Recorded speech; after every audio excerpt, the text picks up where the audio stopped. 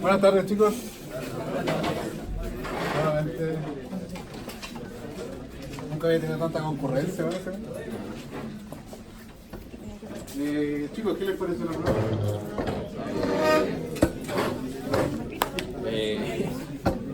Tenía preguntas desafiantes. ¿Qué hicieron la discusión? Estoy buscando el borrador. ¿Cómo está por ahí? No hay borrador. ¿Qué digo? ¿Pañuelo o algo?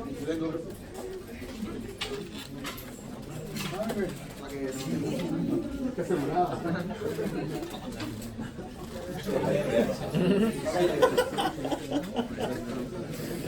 Pero la que tiene más fuerza.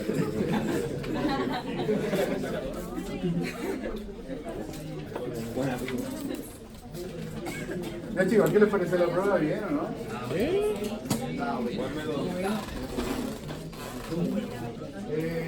Esta es la primera vez en los 10 años que estoy en la universidad que decidí hacer pruebas grupales. Ha sido una grata sorpresa, para mí por lo menos, porque la asignatura que lo he aplicado, o sea, los cursos que lo he aplicado, los chicos han participado casi todos. Y eso es como una de las aprensiones que los profesores tenemos. Y suele suceder, por ejemplo, cuando se hace un trabajo en grupo siempre hay algún parásito por ahí. Son siempre bien molestos los parásitos. ¿Ya? Yo cuando estaba en la universidad, debo confesarlo, a mí me gustaban mucho los trabajos en grupo, ¿ya? Precisamente por eso. Porque en mi afán de conseguir un buen resultado del trabajo que me proponía, terminaba haciendo trabajo yo. Entonces, por eso no me agradaba mucho el trabajo en grupo, pero he visto un buen comportamiento en casi todos los alumnos. Estoy haciendo cursos de kinesiología, biología celular de kinesiología y microbiología. Tengo 2 secciones de microbiología, ustedes saben. El nivel 3 y el nivel 5. ¿Sí? Estoy con el curso. Y han participado todos, por lo menos. Ha sido una buena experiencia. Ahora, mi preocupación es que para la próxima prueba, ustedes se relajen y digan, va a ser en grupo. Y eso yo no se lo puedo asegurar. Sobre todo porque yo les aseguré que la segunda prueba va a ser con torpedo. ¿Sí? Entonces no se confíen, chicos. Ya la metodología podría cambiar. Pero otra aprensión que yo tengo en particular es que todos estos años he tenido alumnos de medicina. He hecho clases de alumnos de medicina. Entonces, el alumno de medicina por lo general es bien competitivo. Entonces mi principal preocupación es que de repente mañana no, pero estoy diciendo así, mañana cuando le entregue la prueba, no se la voy a entregar mañana. Pero el día que se le entregue las notas, alguien venga así como bien maliciosamente y me diga, profe, ¿sabe qué? Esa nota es mía, no es de mi compañero.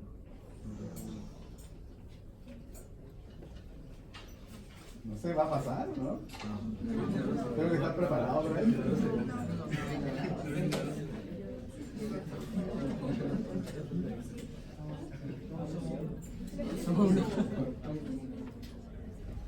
Porque claro, para mí no sería problema, por ejemplo, que todos consigan una buena nota porque trabajaron en grupo, se complementaron.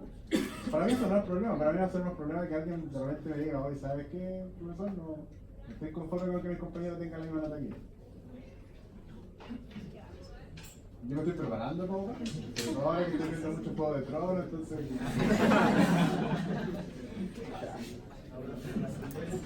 Bueno, espero que no.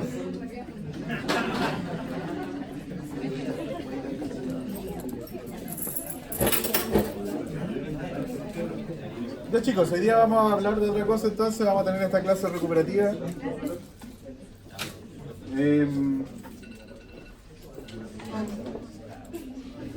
Igual siento que ustedes como que no dan mucha opinión, ¿eh? Igual me preocupa eso. A cualquier cosa, siempre que yo hablo, no sé, yo espero que ustedes participen.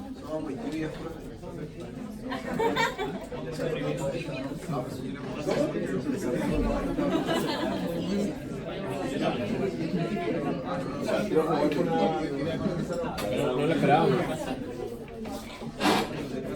En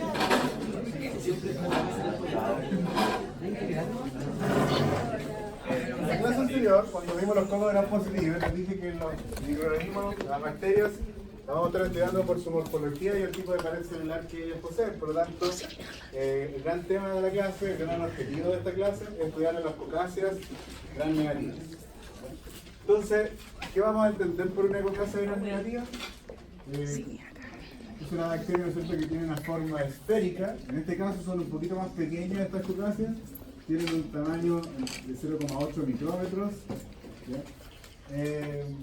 Van a tener una membrana interna y otra membrana que es externa, si ustedes lo saben ya bastante bien para esta prueba. Y en el espacio periplástico vamos a encontrar una escasa cantidad de esta estructura que es el péptido uricárico. Bueno, estas son las cosas que ustedes deberían mencionar en uno de los ejercicios de la prueba. ¿Ya? Y otra cosa que era importante para mencionar era la presencia de el lípido A.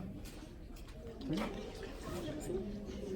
El lípido A que está unido al antígeno. ¿Sí? Y esto en conjunto es lo que nosotros denominamos como el lipopolisacárido. Yo te dije. Lo del lípido. Eso es básicamente lo que vamos a reconocer entonces en la bacteria, una cocácea gram negativa, que es la que vamos a estudiar en este curso. En esta clase, perdón. La semana pasada estudiamos los cocos gram positivos y hablamos de dos grandes géneros, que eran el género Staphylococcus y el Streptococcus. Cada uno con sus características, cada uno con las enfermedades que ellos producen. Hoy día, dentro de este grupo, nos vamos a centrar en un género, que es el género Neisseria. De nuevo, hay varias especies de Neisseria, pero solamente algunas producen patología en el ser humano. La primera de ellas es la Neisseria gonorrea. ¿Qué enfermedad produce esta bacteria? Produce una enfermedad de transmisión sexual, que claramente es la gonorrea. No hay ningún misterio. Y el otro miembro de importancia clínica dentro de la Neisseria es la Neisseria meningitidis.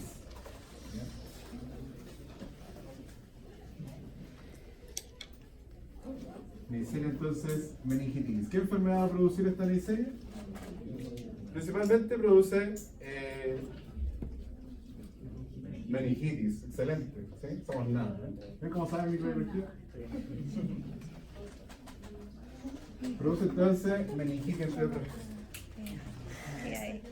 Estas bacterias se han adaptado a vivir en el huésped y tienen algunos factores de virulencia que comparten y otros que son particulares de la bacteria.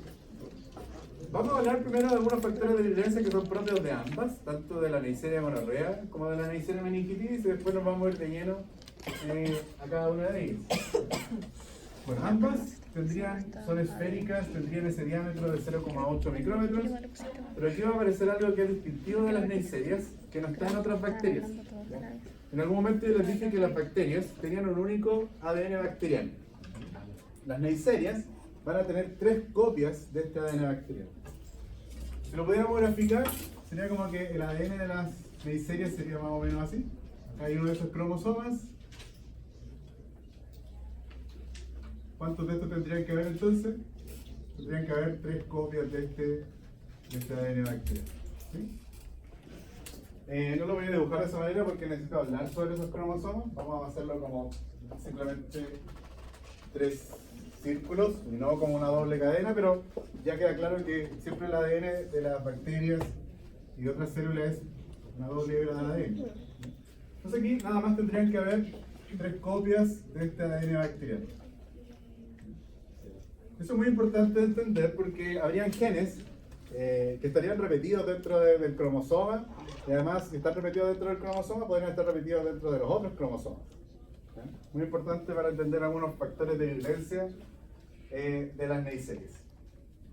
Estas bacterias, la gonorrea, que es una enfermedad de transmisión sexual, y la meningitis, son enfermedades que se transmiten por contacto cercano, contacto con mucosas, y ellas habitan en estos sitios, sobre todo la Neisseria gonorrea.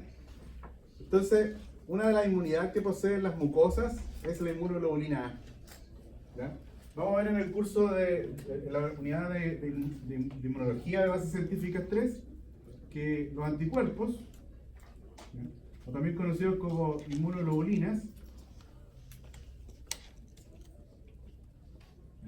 hay varias de ellas, ¿ya? De hecho hay 5.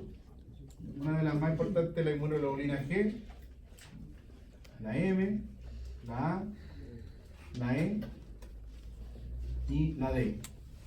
Pero esta inmunoglobulina A, que es la que me interesa, es la inmunoglobulina o el anticuerpo que se va a presentar en todos los tipos de mucosas, ¿ya? También va a estar presente en la leche materna,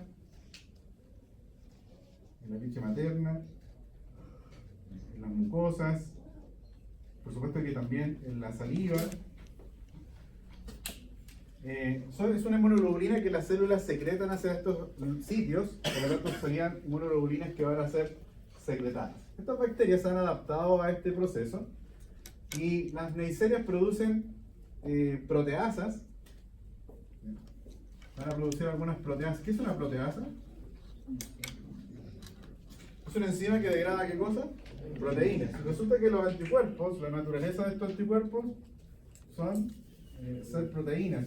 Entonces, estas proteasas que expresan las neiserias son enzimas que degradan proteínas, pero específicamente a las inmunoglobulinas de tipo A.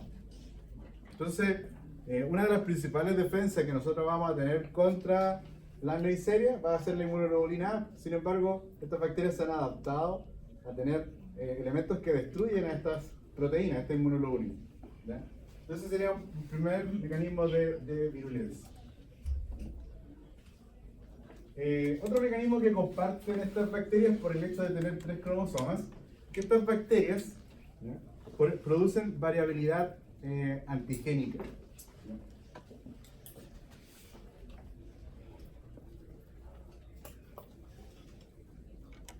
Variabilidad entonces antigénica. Y esto está directamente relacionado con la presencia de 3 cromosomas dentro de la cocasa. ¿A qué se refiere esta variabilidad antigénica?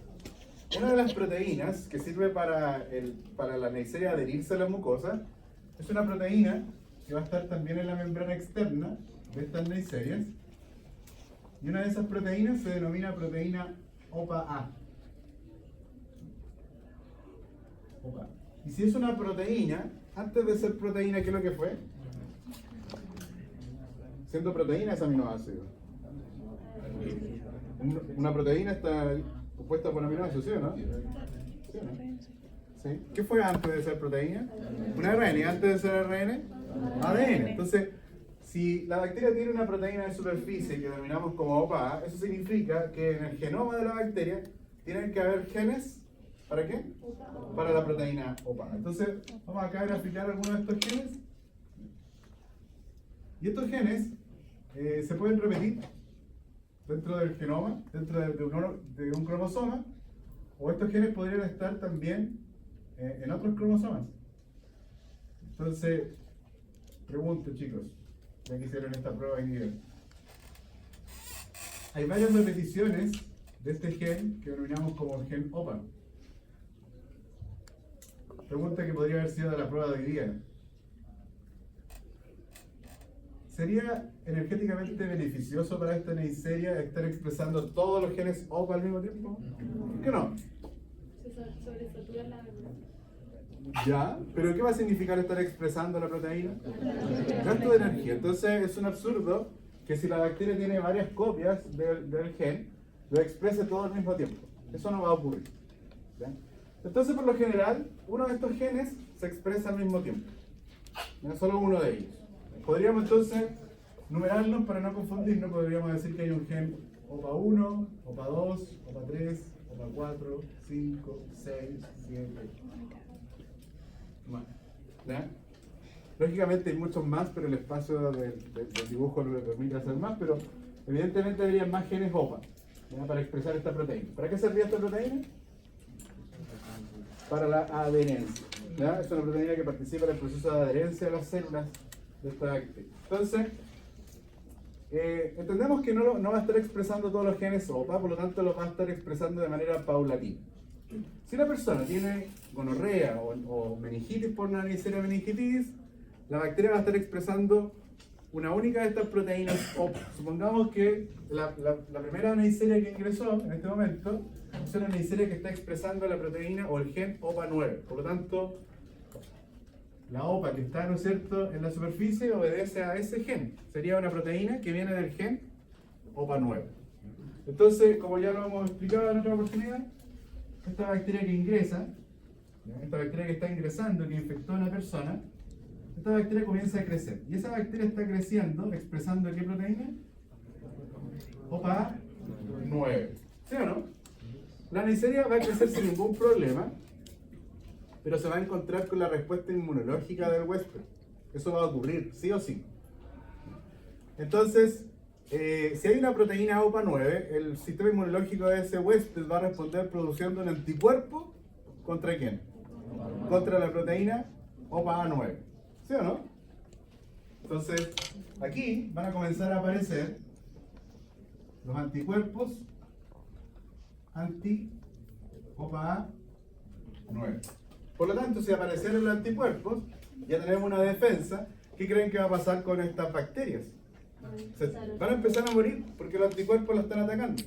Entonces, el número de microorganismos comienza a descender.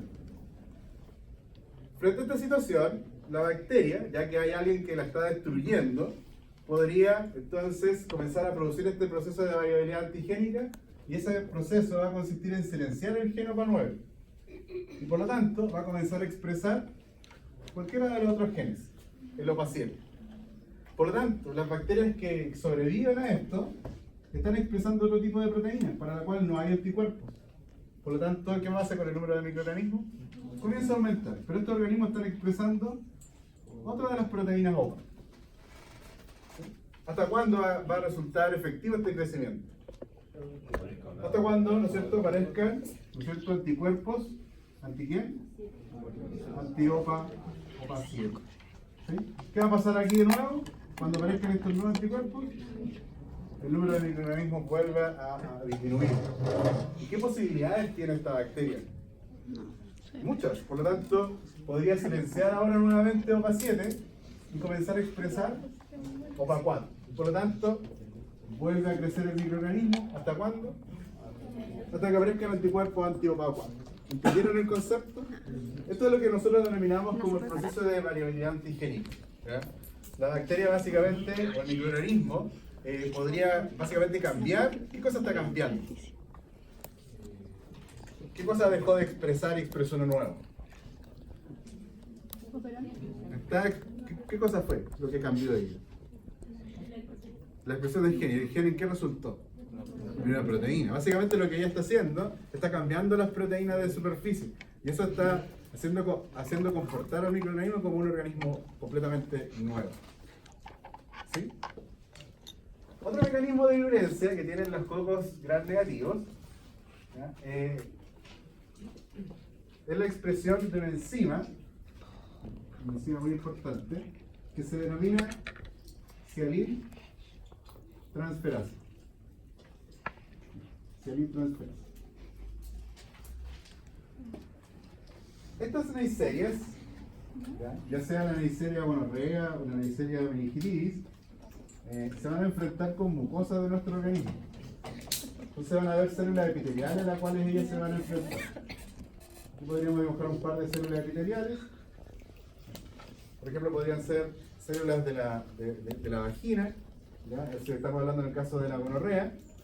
Entonces ahí aparece esta Neisseria gonorrea y está enfrentándose a las bacterias. Estas bacterias no invaden, todas son de vida extracelular. Pero hay un concepto que, como no hemos tenido el módulo de inmunología, lo vamos a ver más en profundidad más adelante, pero el sistema inmunológico normalmente no debiera atacarse a sí mismo. ¿Sí? Debiera atacar solo lo que es extraño. Ahora ustedes me van a decir, pero profesor, hay enfermedades que son autoinmunes.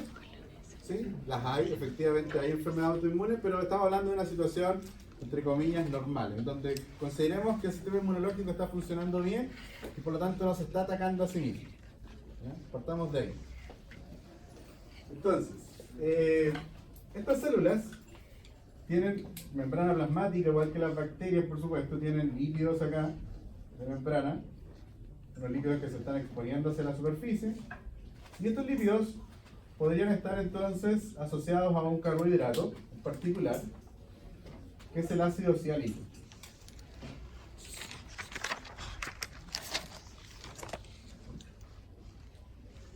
Las células que responden produciendo anticuerpos son principalmente los linfocitos B y T. ¿Ya? Los linfocitos T ayudan a los B para que finalmente los linfocitos B se conviertan en las famosas células plasmáticas que producen ¿qué cosa finalmente? Los anticuerpos. ¿Ya? Resumidas cuentas, así funcionaría más o menos el sistema inmunológico. Después lo vamos a ver en mayor detalle. Pero necesitamos que linfocitos T estimulen a los B para que los B se transformen en células plasmáticas. En el proceso de maduración, tanto de los linfocitos T como de los linfocitos B, a esas células se les presentaron las células propias. Por lo tanto, si yo tengo acá una célula epitelial, si esto fuese una célula epitelial,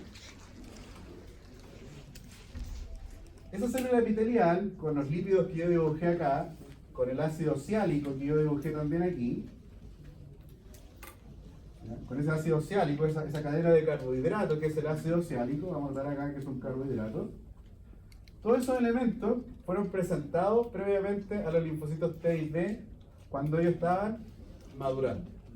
De tal manera que si en el proceso de maduración ellos reconocieron a cualquiera de estos componentes, los linfocitos B y T que reconocían esto que es propio, fueron eliminados. ¿Sí?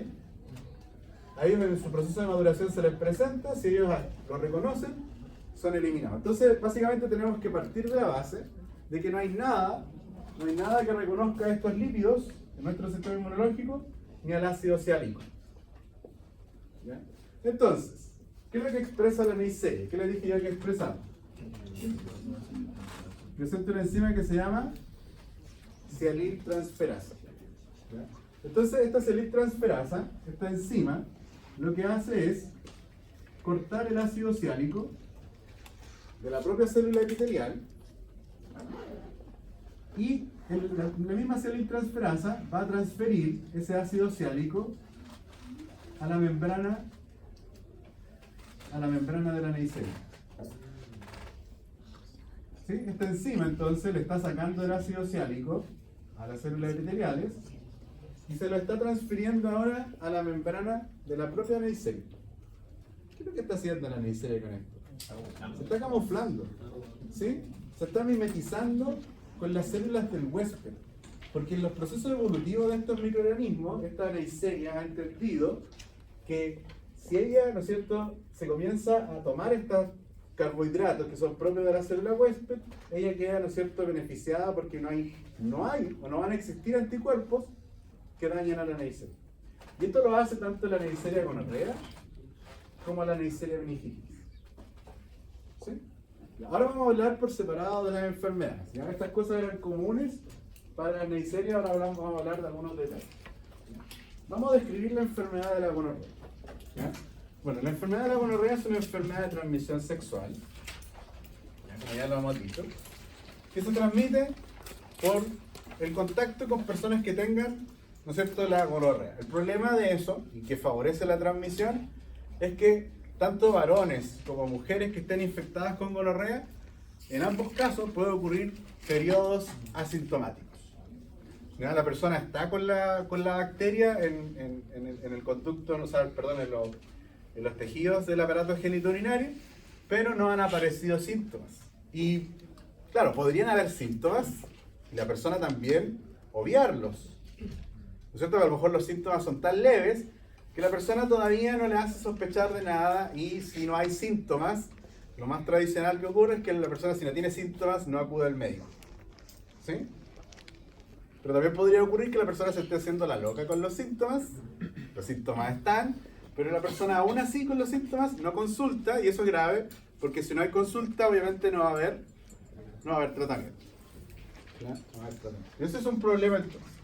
Ahora, ¿por qué pueden ocurrir periodos asintomáticos? Porque la verdad a lo mejor el número de microorganismos todavía no ha alcanzado el número de microorganismos para ¿Se acuerdan de ese gráfico? Que incluso yo les pedí que lo explicaran hoy día, que el microorganismo cuando está en el periodo de incubación todavía no alcanzaba el número para que aparezcan entonces los síntomas. ¿Sí?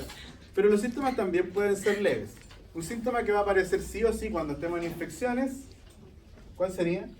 Fiebre. ¿Ya? Este sería uno de los primeros síntomas. Ahora, estamos hablando de una enfermedad que es la gonorrea, que aparece en el aparato genitourinario. ¿Qué síntomas creen ustedes que podría aparecer?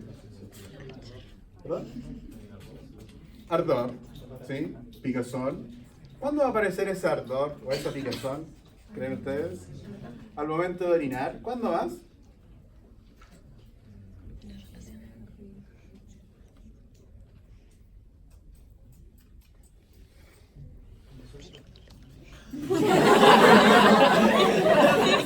Cuando se ocupe. ¿Cuándo lo ocupamos?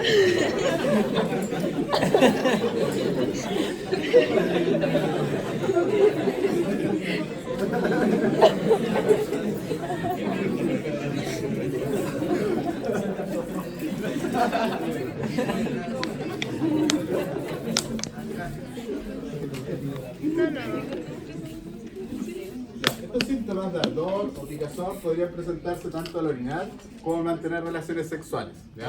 Me imagino que a eso se refería. Ahora, chicos, el dolor es una situación que para cada persona es bien particular. ¿Ya? Ustedes me imagino que en sus asignaturas clínicas van a poder definir, hay una escala para describir el dolor, pero aún así, aun cuando hay esta escala, el dolor es súper subjetivo. ¿Ya? De tal manera que, si bien algunas veces el ardor puede ser muy leve, para otras personas podrían describirlo, y así es como está en la literatura, como que ellos estuvieran orinando vidrio molido. Esa es como la sensación dolorosa cuando se presenta una enfermedad. Ahora, ¿por qué aparece el dolor? Porque la célula, cuando se está enfrentando al tejido epitelial, yo les decía que la bacteria cuando llegue y está causando una infección, lo que la bacteria va a estar haciendo, además de haber llegado, es que la bacteria va a estar creciendo, está aumentando el número de microorganismos. Entonces, ¿qué está haciendo la célula para poder alimentarse? ¿Qué creen que va a hacer? ¿Cómo lo hace? Todas las bacterias, chicos, este es un término muy importante, son organismos quimioheterótrofos. ¿Sí? Por lo tanto, ellos necesitan, ¿no es cierto?, obtener la energía de elementos que ya estén previamente fabricados. Entonces, si yo tengo a una Neisseria, la voy a dibujar acá de nuevo, que quiere multiplicarse, ella necesita alimento para ello.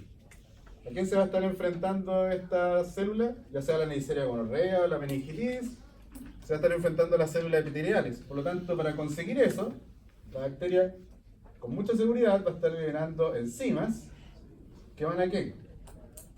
Van a terminar causando daño en la célula epitelial, ¿sí o no? La está destruyendo. Cuando se destruya esto, la bacteria que está adquiriendo los nutrientes que termina por absorber.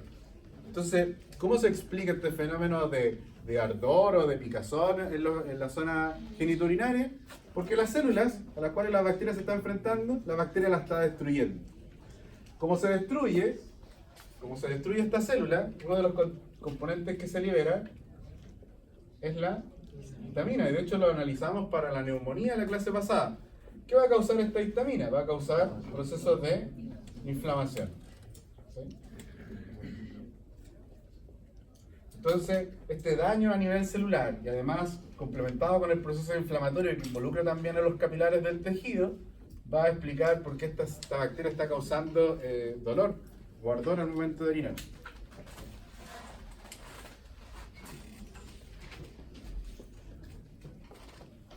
Bueno, la enfermedad podría presentarse tanto en varones como en mujeres, les decía. No hay discriminación acá. Y ha habido así como ustedes deben saber y deben estar al tanto de que Chile está atravesando por una epidemia de VIH, ¿ya? ¿Por qué creen que el país está pasando por esta epidemia? Poca educación. Falta de educación. De alguna manera creo que hubo un periodo como de relajo de las personas, en donde parecía que el VIH no era importante, por lo tanto la población en general creo que se relajó al respecto. Y eso finalmente termina causando que aparezca un boom nuevamente de la enfermedad. Y claro, no es solamente el VIH el que se han registrado aumentos, sino que básicamente ha habido un aumento de casi todas las enfermedades de transmisión sexual, porque todas se transmiten de la misma manera. ¿Sí? Ya, entonces, ¿dónde va a comenzar el cuadro? ¿Dónde van a llegar estas bacterias? Van a llegar primero a las células epiteliales de la uretra, lo primero que va a afectar. Las células de la vagina van a ser las primeras afectadas. Si la bacteria, ¿no es cierto?, ya colonizó esa zona, estas bacterias son inmóviles, también es algo importante de decir. Por lo tanto, la única forma que estas bacterias, siendo inmóviles, pueden ir abarcando otros territorios, ¿qué tienen que hacer? Tienen que ir siempre multiplicándose. Entonces la enfermedad, si no es tratada en esta primera etapa de la infección, donde se afecta principalmente la uretra, la enfermedad podría ir ascendiendo tanto en varones como en mujeres. Por lo tanto, si vamos ascendiendo en el tracto genital masculino, va a aparecer, ¿no es cierto?, en la uretra, el epididimo, y podríamos llegar finalmente a los testículos. En el caso de la mujer también, si comienza en la uretra y también en la zona de la vagina, la enfermedad también podría ir ascendiendo, y por lo tanto también la enfermedad podría llegar finalmente ¿dónde? A los ovarios. ¿Ya? Y entonces, ¿qué va a estar haciendo la bacteria cuando alcance estos sitios importantes, como son los testículos y los ovarios? ¿Qué va a estar haciendo la bacteria en estos sitios? Nuevamente, la bacteria, ¿qué está haciendo? Se va a estar alimentando. Por lo tanto, acá, ¿qué va a pasar con las células? Se van a destruir. Estos chicos tienen que ser reparados. ¿Ya? Y a veces, el tiempo de reparación no da tiempo para que, por ejemplo, en el testículo aparezcan nuevos espermatogonios. Y si no da tiempo para que aparezcan nuevos espermatogonios, ese tejido va a ser reemplazado por tejido fibroso. Y por lo tanto, si desaparecen los espermatogonios, en ese testículo se van a dejar de producir ¿qué cosa? Espermatozoides. Por lo tanto, una enfermedad que alcance este tipo de tejido, perfectamente ya podemos entender que podría causar esterilidad. ¿Sí? Lo mismo va a pasar en las mujeres. Si la enfermedad no se trata a tiempo, si hay negligencia con respecto a los síntomas del paciente, la enfermedad va a ascender, va a llegar a los ovarios, y el tejido los ovocitos que están detenidos en esta meiosis van a ser reemplazados ¿por qué? Por tejido fibroso. Y eso también podría, ¿no es cierto?, ser causa de esterilidad. Estamos hablando de casos donde hay negligencia con respecto a los síntomas. El problema con esto, chicos, es que la Neisseria en el último tiempo se ha visto que ha adquirido resistencia al antibiótico. Son muchos los antibióticos que en algún momento fueron efectivos contra la Neisseria. La Neisseria incluso se utilizó en algún momento penicilina. ¿Qué hablábamos de la penicilina? Sí, no era eso. Está bien. Pero ¿te acuerdas que Fleming descubre esta sustancia? Años después se comercializa, y le explicaba que fue de hecho después de la Segunda Guerra Mundial, ¿no es cierto?, que se comenzó a comercializar la penicilina. Entonces, chicos, ahí de nuevo pasó algo muy parecido que lo que nos está pasando ahora en Chile. Cuando aparece la penicilina y se sabe que es efectiva contra la gonorrea, se anuncia con bombo y platillos. ¿Sí? La penicilina cura la gonorrea. ¿Qué creen que pasó con la población en ese momento? Se relajó, ¿sí? Se relajó, entonces, de nuevo, ¿no es cierto?, bajan un poco la necesidad de protección, qué sé yo, entonces hay un aumento después que aparece la penicilina, hay un aumento de los casos de gonorrea, ¿sí? Y cada vez que, fíjense nada más, que cada vez que se anuncia una situación donde parece que se va a curar algo, ¿ya?, la población en general se relaja. Bueno, me fui para el otro lado con el tema. Decíamos que puede haber fiebre, decíamos que puede haber irritación. Los síntomas, tanto en el hombre como en la mujer, pueden ser muy parecidos a una infección urinaria. ¿Ya? Dentro de los síntomas que aparecen cuando hay infección urinaria, es que las personas a veces sienten deseo de orinar, ¿ya?, y no consiguen hacerlo. ¿Sí? Eso se llama tenesmo. ¿Ya? Tener el deseo de hacer algo, pero no conseguir hacerlo. ¿Ya? Tenemos vesical. También, ¿sí?,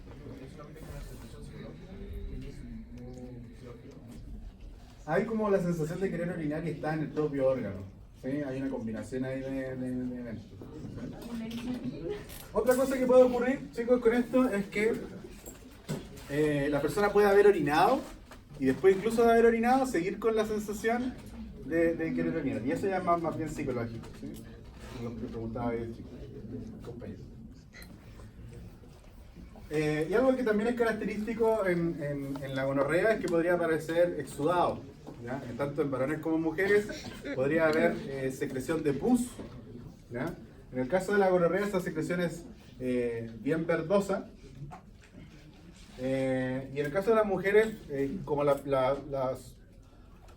exudado puede acompañar el flujo vaginal, obviamente va a haber un mayor flujo vaginal para el caso de la mujer infectada.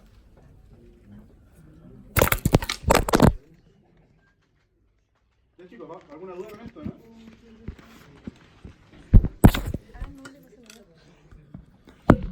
Bueno, el pus está compuesto por varios elementos, me parece que yo lo mencioné en algún momento. Por lo general, hay bacterias que pueden estar vivas o pueden estar muertas. ¿Ya? Ahí hay un conjunto de elementos. Ahora, ¿habrá solo bacterias? No. Por ejemplo, si la pus está ocurriendo acá en el tracto genitourinario, van a haber células del tejido, células en este caso, que serían células epiteliales en este caso. ¿Ya? Por ejemplo, si hay un proceso necrótico en el hígado, obviamente no van a ser células epiteliales, van a ser células hepáticas, los hepatocitos. ¿Ya? Pero vamos a cambiar acá mejor células epiteliales por células del propio tejido, ¿ya? Que van a estar involucradas también. Algunas van a estar vivas, otras van a estar muertas. ¿Quién va a llegar a combatir el proceso infeccioso? Las células del sistema inmune. También, algunas van a estar vivas y otras ya dieron la vida por el proceso. Por lo tanto, ¿cierto? Algunas van a estar también muertas. Entonces, básicamente, el proceso de pus está compuesto por varios elementos, no solamente infecciosos.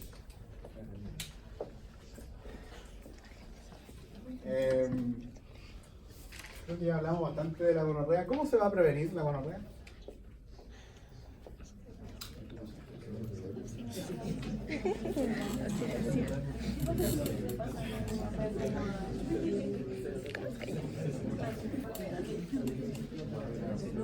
Anticonceptivos de barrera, dice acá. ¿Cómo cuáles? Como el condón. ¿Cómo usamos el condón correctamente, chicos? ¿Conmigo? ¿El condón masculino? ¿Cómo hay que usarlo, chicos? Ya, antes de abrirlo, ¿qué deberíamos fijarnos? La fecha de La vencimiento. fecha de vencimiento, excelente. ¿Verdad? Un 7, bueno. Hasta 7 promedio, 7. Sí. ¿Cómo? Si no está, ¿no es cierto? Si no está roto el envase, ¿no es cierto? Eso hay que fijarse ahí muy bien de eso. ¿Verdad? ¿Qué más? ¿Qué otra precaución deberíamos tener antes de llegar a abrirlo? No guardarlo en la billetera, ¿sí? ¿Verdad? Ese condón que le regalaron cuando llegaron a la pubertad, ¿no es cierto? Y lo guardaron ahí eternamente. ¿Ah? Sería bueno renovarlo. Ay, qué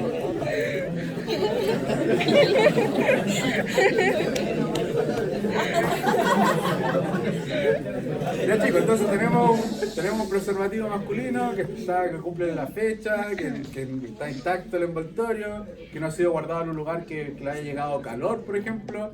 ¿Ya? Lo vamos a abrir. La compañera ya se adelantó y dijo que no hay que abrirlo con los dientes. Muy bien. ¿Por qué cosa no habría que abrirlo también? Con tijeras, ¿sí? De hecho, el preservativo trae unos sitios de cómo abrirlo y es más fácil. Ya. Lo hemos abierto. ¿Y ahora? ¿Qué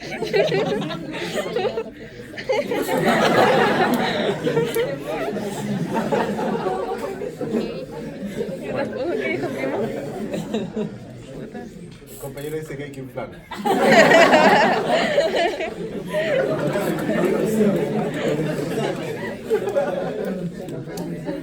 Ya, ¿cómo se debe colocar el preservativo? Ya, amigo, ya. Este momento, usted termina. Dale. ¿Cómo nos aseguramos de eso? Tomándole la puntita. Ya, hay que presionar entonces la punta del preservativo para que esté, como lo dice el compañero, ¿no? ¿Y cómo debe estar el pene para colocarlo?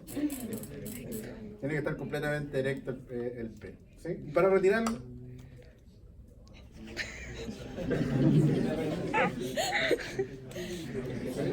La recomendación recomendación, chicos, es que el preservativo se remueva antes de que, ¿no es cierto?, baje la elección.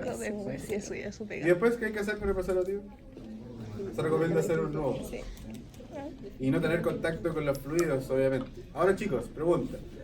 En el caso de la gonorrea, el preservativo es sumamente efectivo, aunque ningún preservativo proporciona 100% efectividad. ¿Ya? Siempre, es igual que los Lysol, por ejemplo, que dicen que el 99,9%. Ya. Los fabricantes de preservativo también nunca ponen el 100% porque ellos igual se quieren, ¿no es cierto?, desalejar, ¿no es cierto?, de alguna demanda, qué sé yo, ¿no es cierto?, alguna bendición por ahí. ¿Ya?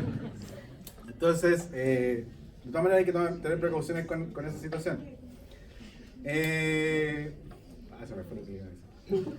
Ya. Otra cosa de recomendaciones es no colocarlo con la boca, por ejemplo, porque se puede romper con los dientes. ¿Ya? Aunque algunas personas lo recomiendan por el erotismo que eso puede causar, qué sé yo. No colocar 2 preservativos al mismo tiempo. ¿Ya? Es súper importante. Eso.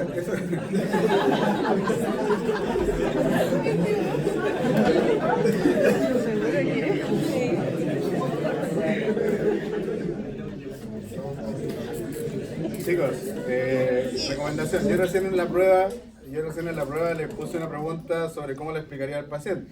Siento que nunca hay que subestimar al paciente y dar todas las indicaciones muy claras.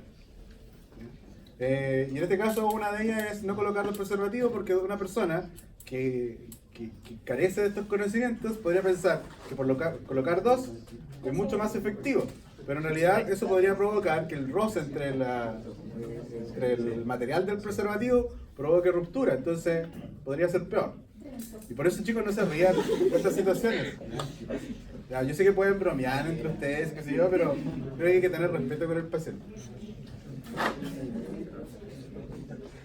Ahora, a eso iba, chicos.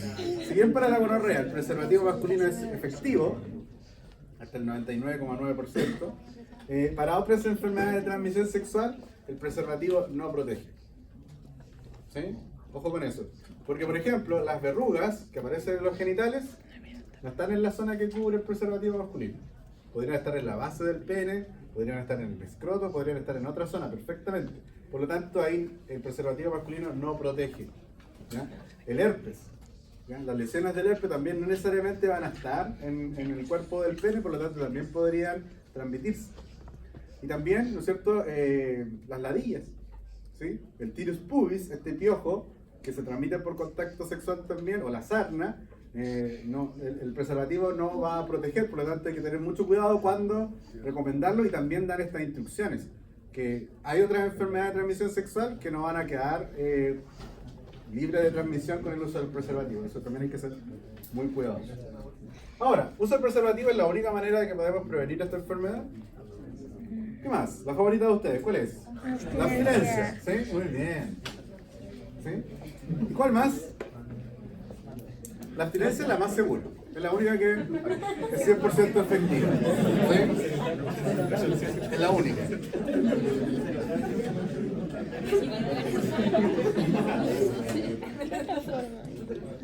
¿Cuál será la otra, chicos? Pareja única. Ahora eso sí tiene que ser un acuerdo entre los dos integrantes de la pareja, los 3 integrantes de la pareja, ¿sí? Que todos hayan acordado que ese va a ser, ¿no es cierto?, el núcleo de la relación. Si no, de lo contrario, no va a pasar nada.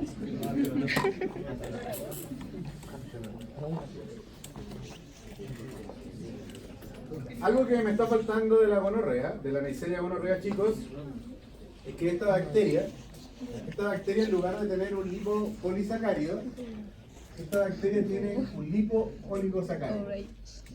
¿Qué significa este lipooligosacárido? También está presente el líquido A, pero este antígeno O, que debiera ser una de cadena ramificada, en el caso de la Neisseria gonorrea es más cortito. Yo recién les había hablado que la acetiltransferasa, ¿qué es lo que hacía? ¿Qué es lo que hace la acetiltransferasa? Remueve el ácido ciálico de las células epiteliales y los va a transferir a la bacteria. Precisamente, el ácido ciálico es colocado aquí. Y esta estructura en la Neisseria gonorrea se llama oligosacárido. ¿Ya? Que es básicamente lo mismo que el lipopolisacárido, solo que el antígeno O, este que yo dibujé aquí, ¿qué características posee? Es mucho más corto, menos ramificado que el lipopolisacárido tradicional de la bacteria gram negativa. Ese también es un detalle entonces importante. Vamos a pasar ahora entonces a la Neisseria meningitis. Hay un... Sí, mira. ¿Se puede transmitir de manera práctica? Ah, muy bien, señorita. Me estaba pasando eso. Sí, la gonorrea se puede transmitir de manera vertical. ¿Cómo se puede prevenir que una madre infectada pase la enfermedad al bebé? Cesárea. ¿Sí? Cesárea. Eso pensando en que la mujer podría ser tratada, pero no todos los antibióticos son posibles de usar durante el embarazo.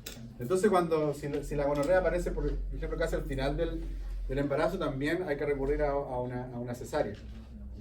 ¿Qué va a pasar con el bebé? ¿Qué mucosas se van a poner en contacto? Todo está en contacto con la mucosa vaginal, exacto. Claro, todo el cuerpo, pero básicamente estas son enfermedades que aparecen de mucosas. Por lo tanto, a lo mejor en la piel no va a pasar nada. ¿Pero dónde habría mucosa? En los ojos, ¿sí? En la boca. ¿Y de la boca a dónde pasamos? Al intestino. El bebé va a hacer su primera respiración, también podría ingresar o tener contacto con la Neisseria por vía aérea. Por lo tanto, esta Neisseria gonorrea, que nosotros tenemos caracterizada como una enfermedad en los genitales, en el recién nacido podría producir otro tipo de cuadro, desde, ¿no es cierto?, una conjuntivitis, donde el bebé podría quedar ciego a causa de eso, o una neumonía. Va a ser diferente el cuadro de presentación de la enfermedad. Vamos a pasar ahora entonces a la Neisseria meningitis. Y esta bacteria tiene algunos factores de virulencia adicionales, que son los siguientes. Va a tener fimbrias. ¿Para qué sirven las fimbrias? Son elementos de adherencia. Y además, algo súper importante de la Neisseria meningitis, que no posee la Neisseria gonorrea, es una cápsula. Esta cápsula está formada por carbohidratos y diferentes tipos de carbohidratos. La diferencia en los carbohidratos ha permitido clasificar a varias cepas de Neisseria meningitis. De hecho, las vacunas que se utilizan para la Neisseria meningitis son vacunas que contienen algunos de estos carbohidratos. ¿Para qué sirve esta cápsula? Para evitar la fagocitosis. ¿Ya? De nuevo estamos hablando de una bacteria que tiene cápsula. La clase pasada también mencionamos una bacteria capsulada, que era el Streptococcus pneumoniae. ¿Se acuerdan? ¿Cuál es la principal patología que produce? Meningitis. ¿Ya? De nuevo estamos viendo acá una asociación entre la presencia de la cápsula y la capacidad que tiene la bacteria de llegar a producir, ¿qué cosa? Un cuadro de meningitis. Ahora, ¿qué es una meningitis? Una inflamación de las meninges. ¿Ya? ¿Cuáles son las meninges?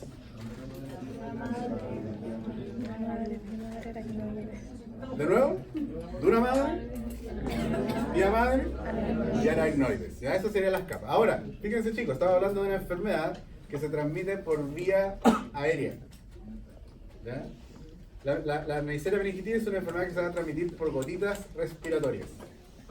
Ahora hay que hacer diferencia entre las gotitas respiratorias, porque por ejemplo, cuando yo estoy hablando, yo mismo veo que salen gotitas.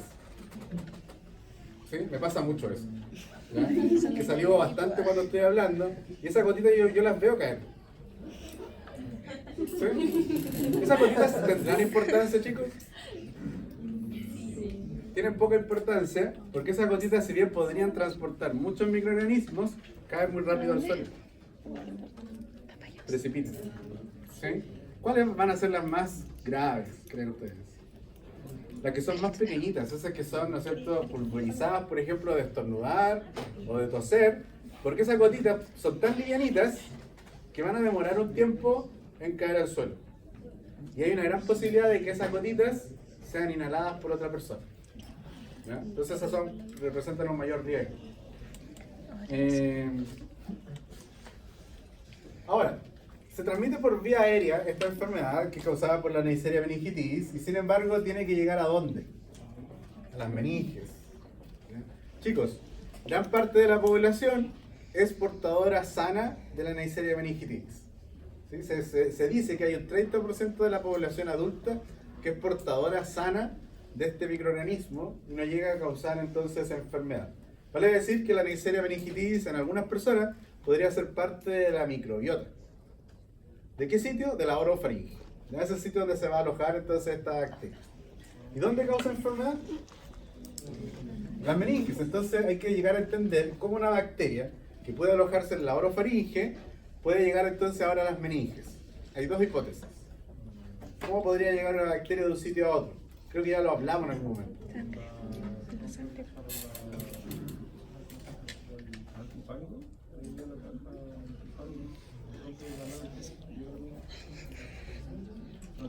Ya, esa es una primera opción, que la bacteria ella misma se abre camino. Yo le decía que esta bacteria es inmóvil, pero ¿qué va a estar haciendo la bacteria para ir creciendo? Tiene que ir creciendo, entonces tiene que ir rompiendo tejidos y de esa manera podría llegar entonces a las meninges. ¿De qué otra manera podría llegar a las meninges?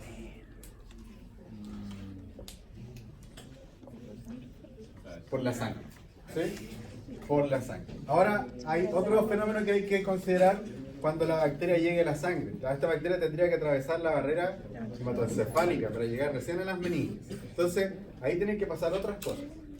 La persona tendría que estar atravesando por un proceso inflamatorio en donde la membrana la membrana que constituye la barrera hematoencefálica se hace permeable a estos microorganismos. Eso lo podría provocar, por ejemplo, intoxicaciones con elementos ambientales o algún tipo de drogas que pueda estar consumiendo la persona. No recreativas, sino que podría ser drogas, por ejemplo, para el tratamiento de algún otro cuadro, y eso favorecería, ¿no es cierto?, que la barrera hematoencefálica esté permeable a la llegada de los microorganismos.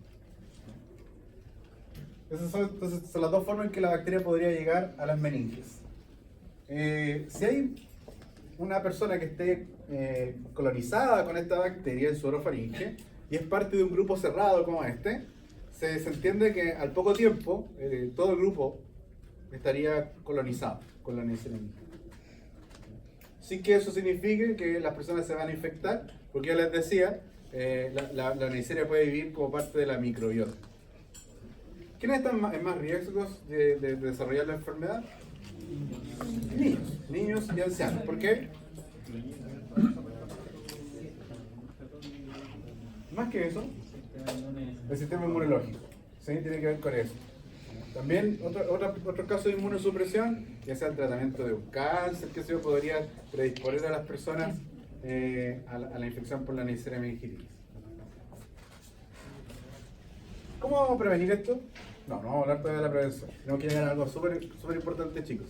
Les decía que en la población adulta el 30% puede ser portador sano. Los que están mayor en riesgo de adquirir la enfermedad son los infantes.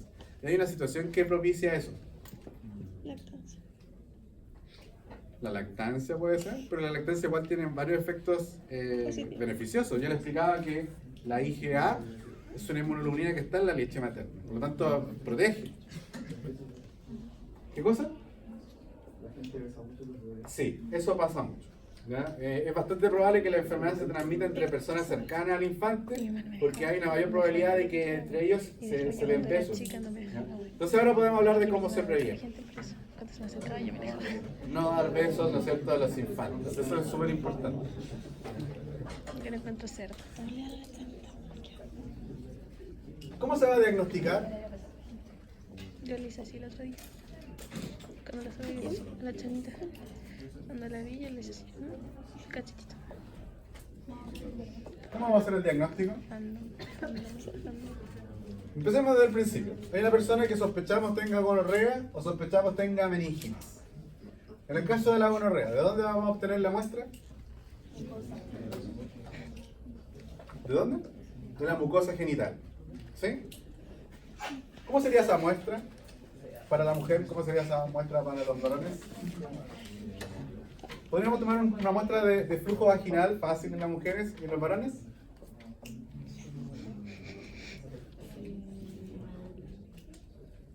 ¿También?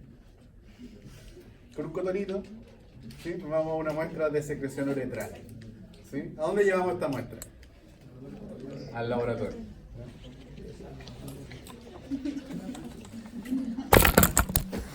Entonces, la muestra es diferente.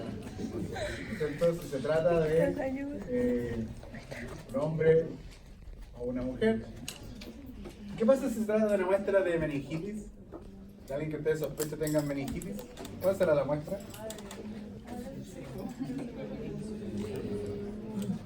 ¿Por qué se cayó?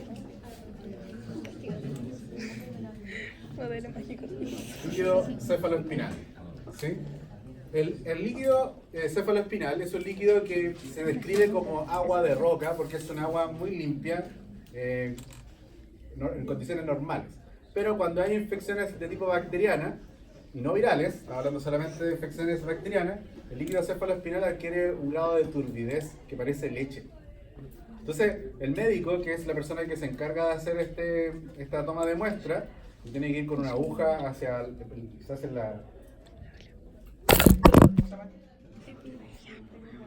Una punción lumbar. ¿Sí? Ese era el nombre del procedimiento. Punción lumbar. Ese procedimiento siempre lo hace un médico. ¿Qué cosa está rara? El médico cuando hace el procedimiento, Sí. inmediatamente puede ver el aspecto del líquido cefaloespinal y aparece entonces lechoso. Y eso ya es un indicio de que hay una infección de tipo bacteriano. Pueden haber meningitis virales, chicos.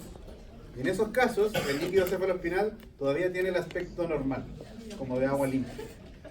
Entonces, si aparece el líquido cefaloespinal, inmediatamente ustedes pueden sospechar de algún proceso bacteriano. Que hasta el momento podría ser la Neisseria. ¿Cuál es la otra bacteria que produce meningitis? El Streptococcus pneumoniae. ¿Sí? Cuando aparece un líquido cefaloespinal de esa manera, podría ser cualquiera de estas dos bacterias hasta el momento.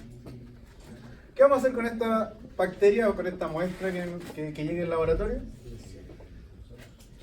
¿Cómo lo vamos a reconocer?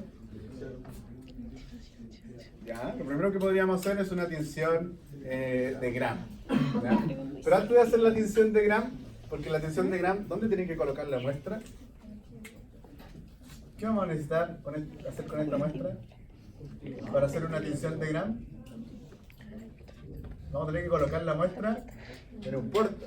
Y eso no lo podríamos hacer al principio. Nosotros nos vamos a asegurar, como el procedimiento fue realizado de manera estéril, lo primero que vamos a hacer con esa muestra que viene en el cotonito es ponerla en un medio de cultivo. Y lo que queda de ese cotonito, después de haber sembrado en el agar que corresponde, podemos colocar la muestra en el flor. ¿Qué van a observar aquí, probablemente, de la tinción de Gram, chicos? Para estas bacterias, se van a observar neutrófilos, o también conocidos como polimorfonucleares. Neutrófilos o células polimorfonucleares. Estas células se caracterizan por ser lobuladas, el núcleo, y estas bacterias se van a observar dentro de la célula. Pero ojo, estas bacterias, recuerden, son de vida extracelular. Por lo tanto, si aparecen estas bacterias, estas ecocáceas, van a estar dentro del citoplasma. ¿A qué se debe eso? A que las células del sistema inmunológico están fagocitando. Y algo característico de estas bacterias es que se van a observar como si fuese un grano de café. Normalmente las neiserias se disponen en diplos, las ecocáceas aparecen en diplos y están tan juntitas, una apretando a la otra, que tienen esta configuración como de granos de café. Entonces aquí hablamos de Diplococcus.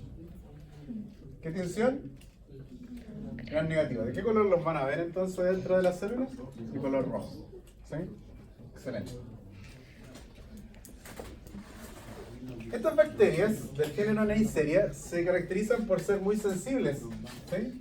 Como los alumnos universitarios hoy día.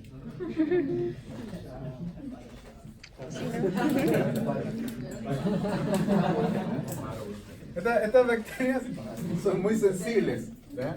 De hecho, esto explicaría por qué se transmiten las bacterias, estas dos bacterias que estamos estudiando hoy día, por qué estas bacterias se transmiten como se transmiten, ¿verdad? Son muy sensibles a la desecación, ¿verdad? ¿Se acuerdan que la semana pasada, la clase de la semana pasada fue, no? Estudiábamos a dos bacterias, el Staphylo y el Strepto. Yo les decía que estas bacterias son propias de la piel, ¿sí? Porque pueden resistir estas condiciones. En cambio, las neiserias son muy sensibles a la desecación, son sensibles a las concentraciones de sal, y son sensibles a las altas temperaturas. ¿Bien? Son muy sensibles. Precisamente estas condiciones de sensibilidad hacen que estas bacterias con muy poca probabilidad se transmitan por contacto directo entre personas. ¿Ya? Y una manera de prevenir, por ejemplo, yo le decía que la meningitis se puede transmitir por gotitas aéreas. Una manera muy fácil de prevenir esta enfermedad es ventilando las habitaciones. Y más aún si al interior de las habitaciones puede llegar la luz del sol. Porque estas condiciones de ventilación y luz solar inmediatamente van a matar a estas bacterias que son muy sensibles. Y esto explicaría por qué estas bacterias también se transmiten solamente por contacto muy cercano entre las personas. ¿Sí? El medio de cultivo que se va a utilizar para el diagnóstico de estas enfermedades es un medio de cultivo que se llama Dyer-Martin.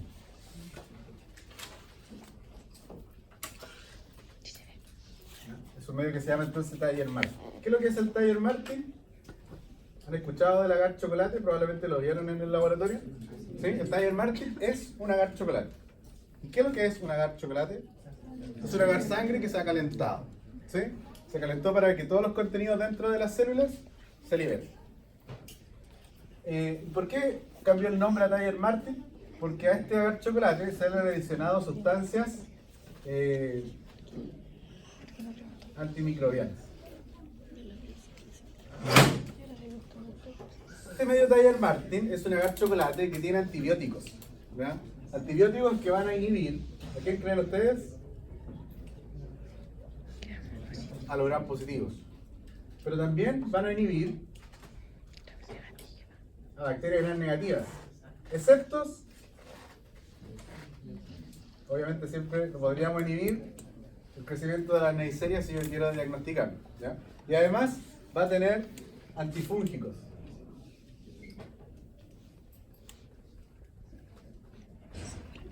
Entonces, el Dyer-Martin es un agar chocolate que se ha modificado y la modificación que tiene es que se le han adicionado estos componentes antimicrobianos. Por lo tanto, básicamente en el medio Dyer-Martin, si crece algo sobre él, serían colonias del género Neisseria. Por supuesto que puede haber una posibilidad de que no sea Neisseria. ¿Ya?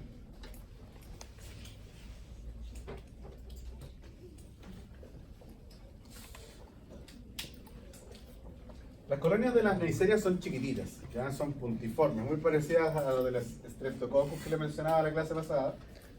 ¿Y cómo vamos a confirmar que esto se trate de Neisseria? Estas colonias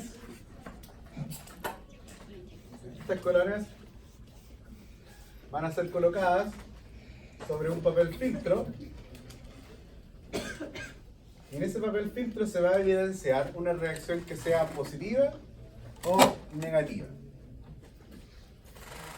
En la reacción positiva me va a indicar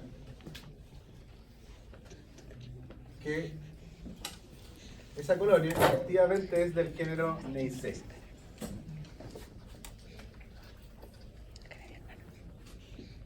El reactivo que posee este papel filtro es el reactivo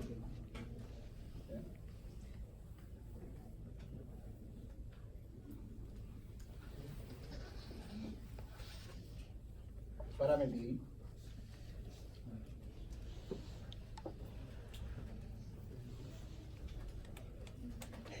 es el reactivo para metilfenildiamida. ¿Ya? Ese es el nombre del reactivo. Las bacterias que sean del género Neisseria van a poder oxidar ese reactivo y entonces si yo coloco una bacteria que sea efectivamente del género Neisseria, esto se va a oxidar y me va a dar una coloración azul. Si la bacteria no es Neisseria, el reactivo no se va a oxidar y va a permanecer entonces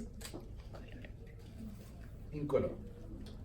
Eso me confirma que la bacteria que está creciendo en el medio Dyer-Martin es del género Neisseria, pero no me afirma qué especie de Neisseria es. Para saber cuál es el género de Neisseria, perdón, la especie de Neisseria, se hace un perfil de carbohidratos.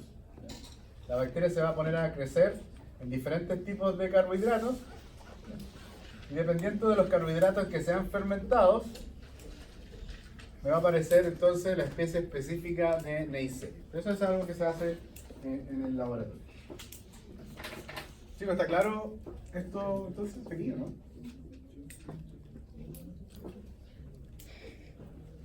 Duda entonces, chicos, para pasar al otro tema. Voy a perder el programa.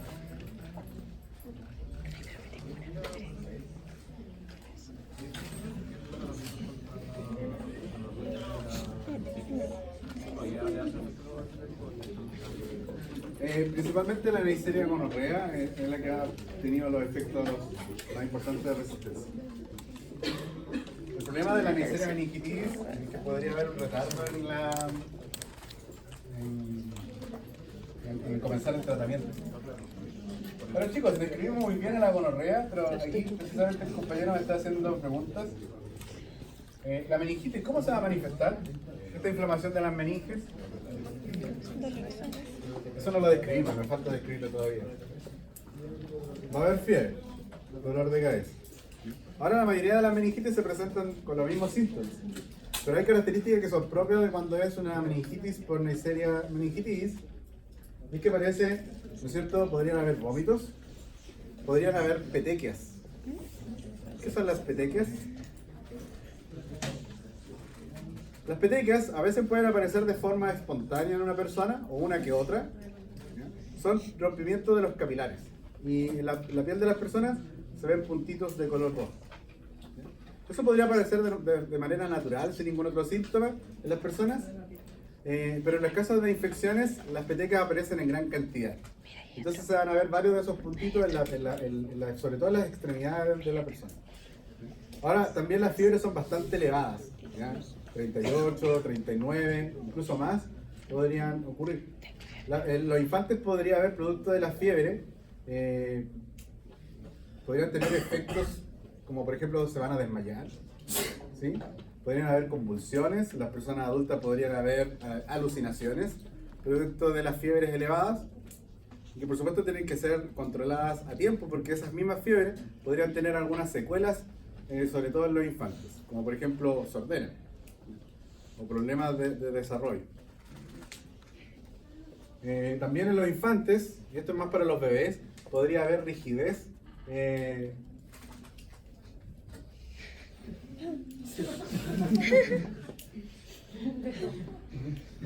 Podría haber rigidez de la nuca. ¿Ya? Imagínense un bebé que todavía no es capaz de sostener su cabeza y de repente ustedes observan ese fenómeno. Claro. Petequias.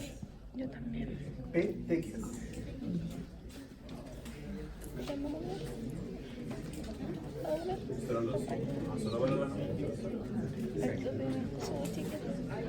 Palos de ajo, palitos de ajo, palitos de ajo. Directo pensaría. Igual vive en el resort, igual ya como en la universidad, igual todo lo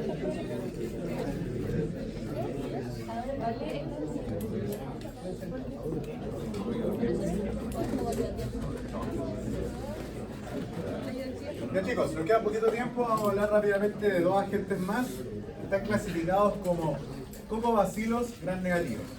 ¿Ahora qué creen que se debe a esta denominación? es el alcohol.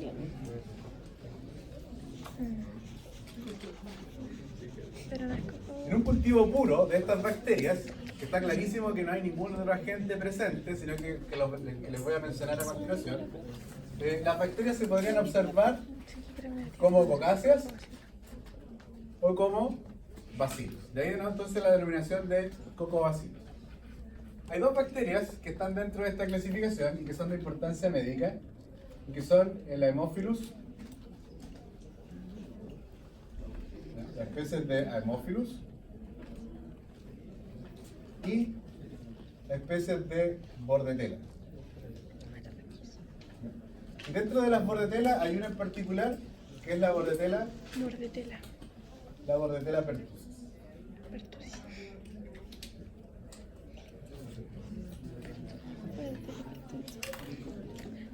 Dentro de los Haemophilus, de importancia médica, está el Haemophilus influenza.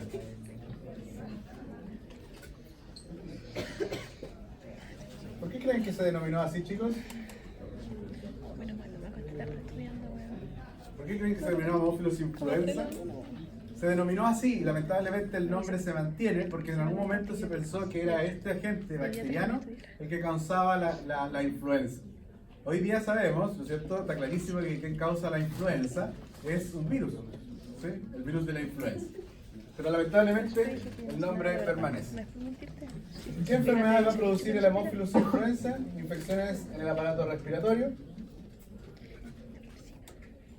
También podría producir meningitis. ¿Y a qué cree que se va a deber esa capacidad de producir meningitis del Haemophilus influenza? ¿Qué creen que va a tener este Haemophilus? Una cápsula. La cápsula también acá es de carbohidratos por sobre la pared celular. Es una cápsula entonces de carbohidratos. Y esta cápsula de carbohidratos ha permitido clasificar a la bacteria, igual que la Neisseria meningitidis, en varios serotipos.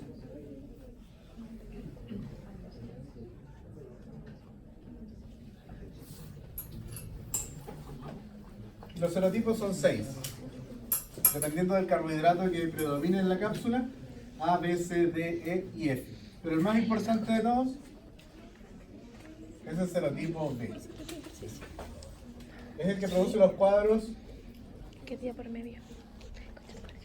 De hecho, a veces se abrevia ese Haemophilus influenza tipo B de esa manera. Es el que produce los cuadros más severos de meningitis. Y ese sería el principal factor de virulencia de esta bacteria. Otro Haemophilus que tiene importancia médica es el Haemophilus ducreyi. Esta bacteria produce una enfermedad que se conoce con el nombre de chancro blando.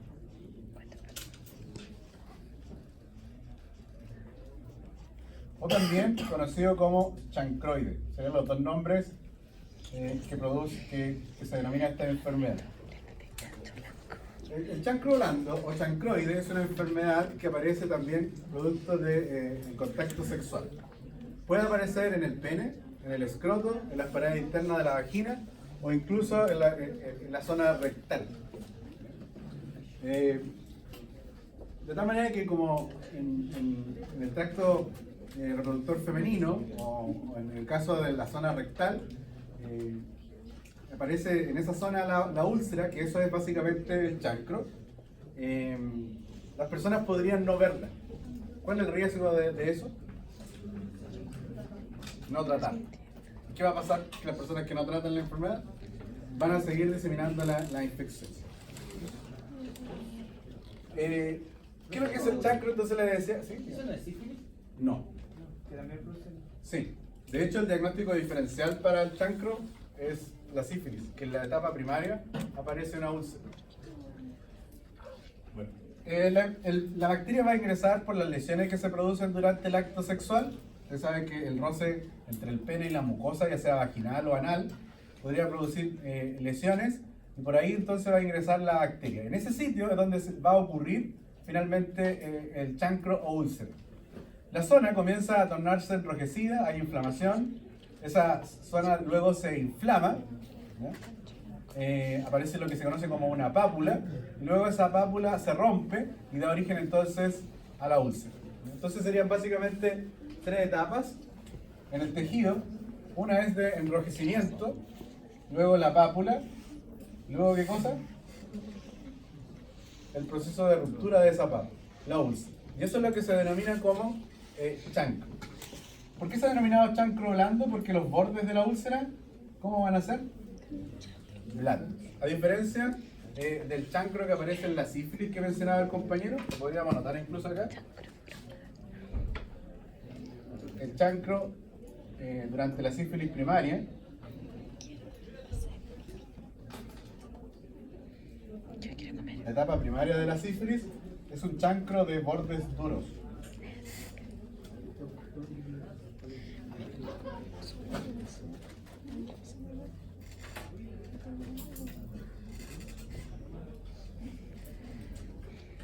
Nuevamente, esta enfermedad, si el chancro o úlcera aparece en una zona que no protege el preservativo, ¿se puede proteger completamente? No protege completamente. ¿Conocen a la Bordetella pertussis? ¿Lo han escuchado? ¿Han escuchado de coqueluche? ¿Usted tuvo? ¿Sí? ¿Por qué no? ¿Sus papás son antivacunas? Una vez fui al doctor y me dijeron que tenía eso. ¿Sí? Coqueluche. Tiene sinónimos esta enfermedad, también se conoce como tosferina. Tosferina.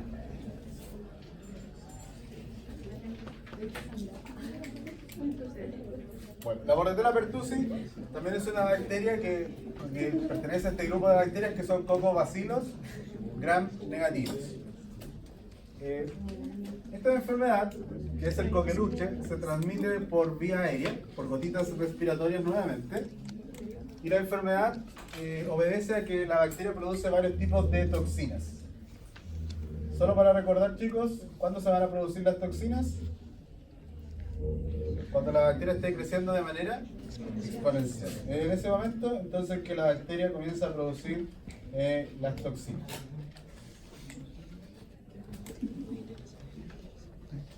Las toxinas que produce la Bordetella pertussis, una de ellas es la toxina pertussis. Y esta toxina pertussis va a estimular a las células epiteliales del aparato respiratorio. Recuerden que en el aparato respiratorio podemos encontrar estas células ciliadas. ¿Qué va a hacer entonces la toxina pertussis? La toxina pertussis va a ingresar dentro de estas células y va a estimular a una enzima que es la adenilato ciclasa. La va a mantener activada. De manera controlada, la adenilato ciclasa, esta enzima, produce AMP cíclico. ¿Sí? De manera controlada, esta célula va a producir el AMP cíclico. Pero la toxina va a estimular de manera constante esta enzima que es la adenilato ciclasa. Y cuando comiencen a aumentar,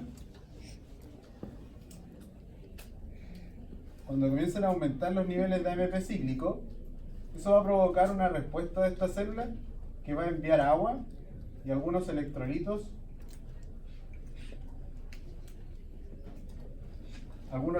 entonces al lumen del aparato respiratorio.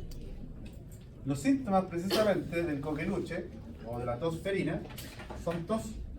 ¿Ya? Una tos que el paciente termina convulsionando, y ahí viene el otro nombre de la enfermedad, que es tos convulsiva. Entonces el nombre del coqueluche puede ser coqueluche, tosferina o tos convulsiva. ¿Ya? Ahora, este fenómeno de tos y convulsiones que aparece se explican directamente por la toxina pertussis, que está provocando que la célula que está atacada por la toxina, ¿qué está haciendo? En ella se estimula la adenilato ciclasa. ¿Y cuál es la respuesta a la acumulación de la adenilato del AMP cíclico? Que la célula comienza a liberar agua. ¿Dónde se estaría acumulando esa agua entonces? En las vías respiratorias. Y esa acumulación de líquido es la que explicaría entonces el fenómeno de esta tos que se presenta con convulsiones. Hay unos videos en YouTube que muestran a un chico con tos convulsiva, que el infante está acostado, comienza a toser acostado y termina de pie, producto de la convulsión. ¿Ya? A algunas personas, en los infantes, también podría ocurrir que, como están tosiendo constantemente, la persona no puede respirar. ¿Sí? Se comienza a colocar, ¿no es cierto?, cianótico, producto de la incapacidad del intercambio del oxígeno. Ahora, ¿esto les parece suficiente para la bacteria o no? Vamos a mencionar una toxina más, chicos, que es la citotoxina traqueal. Me cargaste tan de noche. No me gusta que ya esté tan de noche. Mira, Obviamente que si la toxina, la bacteria está aquí, chicos, y se está multiplicando, ¿qué le está pasando a estas células también? ¿Qué le va a estar pasando? Además de estar atacada por la toxina pertussis, ¿qué estaría haciendo la toxina, la bacteria para crecer? Produciendo enzimas ¿para qué? Para alimentarse, ¿no es cierto? Por lo tanto acá hay un daño celular. ¿Cómo se debe reparar ese daño? ¿Cómo creen que si mis células del aparato respiratorio están muriendo, cómo responden las que todavía están vivas para reparar ese daño? Se tienen que multiplicar. ¿Sí? Y precisamente la citotoxina traqueal, ¿ya?, lo que hace es evitar que estas células entren en mitosis. Van a inhibir el fenómeno de mitosis de las células. Por lo tanto, el daño se va haciendo cada vez más grave.